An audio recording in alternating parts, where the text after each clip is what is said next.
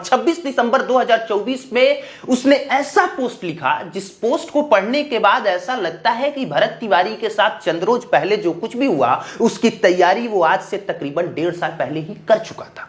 क्या लिखा है भरत तिवारी ने, आप लोग ध्यान से सुने। सत्य और धर्म के रास्तों पर जब तक शांति के सारे रास्ते खत्म न हो तब तक युद्ध को टालते रहना चाहिए।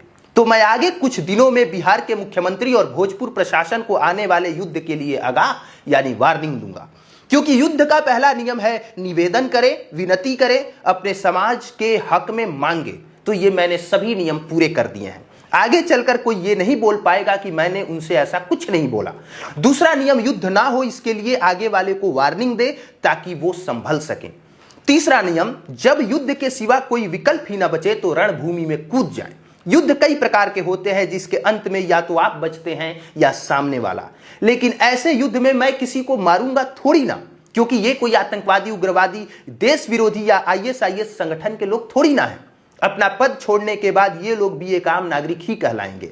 तो मेरी मजबूरी है कि मैं एक आम नागरिक को किसी प्रकार की क्षति नहीं पहुंचा सकता जब तक मेरे जान के ऊपर किसी भी प्रकार का हमला ना हो।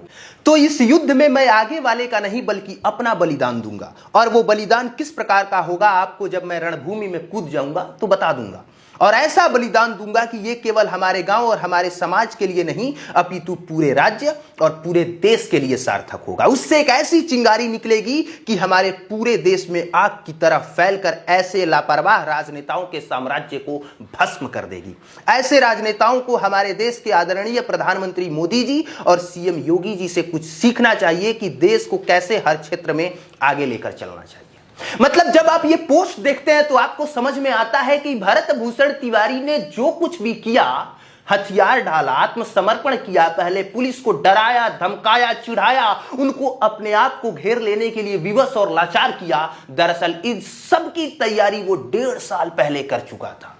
उसके दिमाग में कहीं ना कहीं ये घुस चुका था कि इस सिस्टम को बदलना होगा और बदलने का मौजूदा तरीका कोई है नहीं।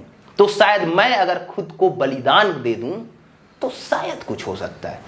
लेकिन भरत भूषण तिवारी को कहां पता था कि ऐसा करने के बाद भी कुछ बदलाव नहीं होने वाला है।